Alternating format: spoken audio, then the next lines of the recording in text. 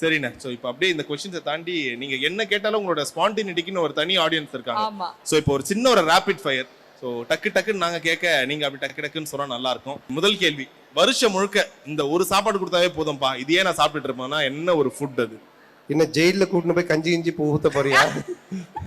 கஞ்சியே போதும் டெய்லி சாப்பிட்றதுக்கு, ஹாப்பியா சாப்பிட்டுருவேன்.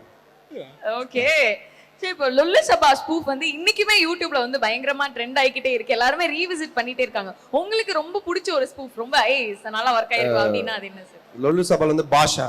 அந்த பாஷா செம்ம காமெடியா இருக்கு. மீன்பாடி வண்டியில உட்காந்துட்டு போவோம், பாஷா பாரு பாஷா பாரு, அது வந்து பயங்கர ஹைலைட் அது. சரி, ஸோ சந்தானத்தை சிரிக்க வைக்க என்ன பண்ணணும்? நல்ல காமெடி பண்ணோம். ட்ரை பண்றியா? நான் ட்ரை பண்ணல. கிவ் அப், உடனே கிவ் அப். சரி, இப்போ வந்து கடவுள் முன்னாடி வந்து சந்தானம் உங்களுக்கு ஒரு சூப்பர் பவர் நாங்க கொடுக்குறோம் அப்படின்னு சொல்லி கேக்குறாங்க அப்படின்னா என்ன சூப்பர் பவர் சூஸ் பண்ணுவீங்க? ஏன் அது?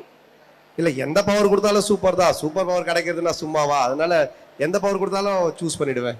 எந்த பவர்? ஓகே. சரி, சோ உங்களுடைய அதிகபட்ச ஆசை என்ன? எங்கேயாவது ஒரு ஹில் ஸ்டேஷன்ல ஒரு நல்ல ஒரு வீடு கட்டிட்டு அமைதியா மெடிடேஷன் பண்ணிட்டு அப்படியே சந்தோஷமா இருக்கிறது, அவ்வளவுதான் மேக்ஸிமம். ஏன் அப்படி பாக்குற? மரமலை கட்டக்கூடாதா?